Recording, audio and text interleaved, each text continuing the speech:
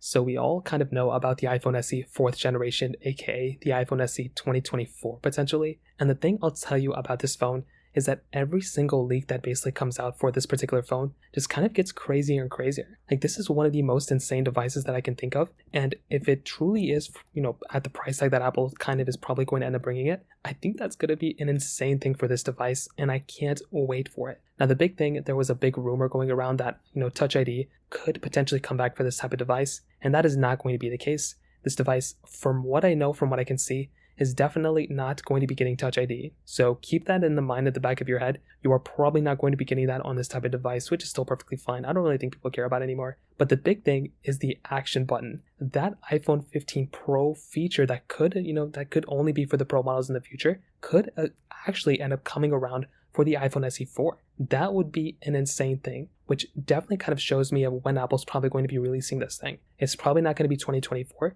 because my assumption is the iPhone SE 4 is probably going to come out in 2025, because the iPhone 14 and the iPhone 15 don't have action buttons. The iPhone 16 does have the likelihood of actually having that action button on the side. So I think that's going to be a very, very important thing to kind of keep in mind. And that's probably going to demonstrate to us when Apple is actually going to be dropping, that particular phone. So once again, just kind of keep that in the mind in the back of your head. This phone is probably going to have the same internals though, as far as I can tell, maybe as the iPhone 15. So this is where things start getting a little bit interesting, because a phone like the iPhone 15, this is probably when it's going to be, when it's probably going to come out, in my opinion. It's going to be after the iPhone 15 has already been out.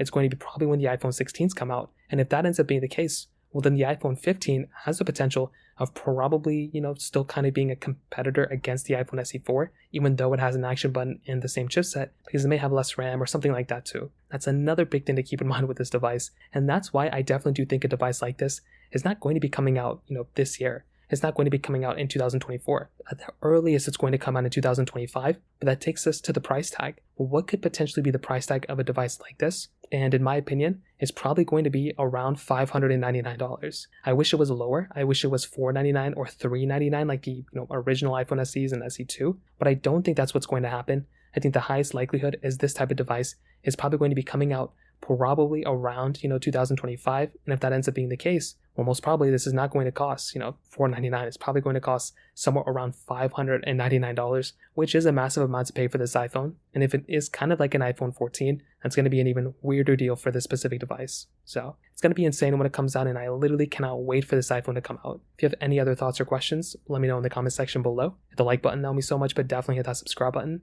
More importantly than everything else, I love every single one of you guys. Hopefully I'll catch you guys in the next video. Peace out till then.